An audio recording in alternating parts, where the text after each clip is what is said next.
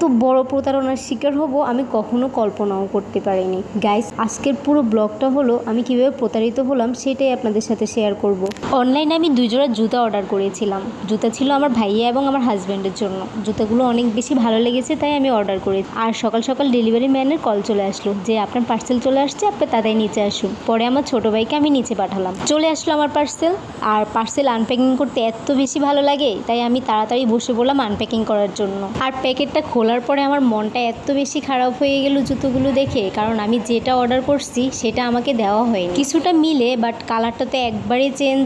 তবু কি করব, আনপ্যাকিং করতেছি। দেখুন এই যে এক জোড়া জুতা বের করেছি। এই জুতাটাও সুন্দর, কিন্তু আমি তো এটা অর্ডার করিনি। আমি যেটা অর্ডার করেছি আমাকে সেটা দেওয়া হয়নি। আর দেখুন জুতোর সাথে এগুলো দেওয়া হয়েছে জুতো ওয়াশ করার জন্য। আর দেখি 2 নাম্বার জুতাটাও কি সেম দিয়েছে নাকি কালারটা চেঞ্জ দিয়েছে। দেখুন এটাও সেম দিয়েছে, কালারটা চেঞ্জ করে দেয়নি ওরা। এই জুতোটা আমার কাছে ভালো লাগে, বাট ওই জুতোটা বেশি সুন্দর ছিল। 2টা জুতোর সাথে 2টা মুজে দিয়েছে। আর দেখুন আমি এই সেম এই কালারটা চুজ করছিলাম, ওনাদেরকে বলছিলাম আমাকে এই কালারটা পাঠানোর জন্য, কিন্তু ওনারা আমাকে পাঠাইছে ওই কালারটা। ওই কালারটা অতটা বেশি ভালো লাগে না, কিন্তু কি করব বলুন, ডেলিভারি ম্যানের সামনে যদি এটা খুলে চেঞ্জ করতে পাঠাতাম তাহলে পারতাম। এখন তো আমি নিয়েই নিলাম, তাই চেঞ্জ করার ঝামেলাতে গেলাম না, এই জুতোটাই রেখে দিলাম। আপনারা এই জিনিসটা খেয়াল করবেন যে অনলাইনে কোনো কিছু অর্ডার করলে ওইটা সেম দিয়েছে কিনা ডেলিভারি ম্যানের সামনে খুলেই দেখবেন। আমার মতো বোকামো করবেন না কিন্তু প্লিজ। আল্লাহ হাফেজ।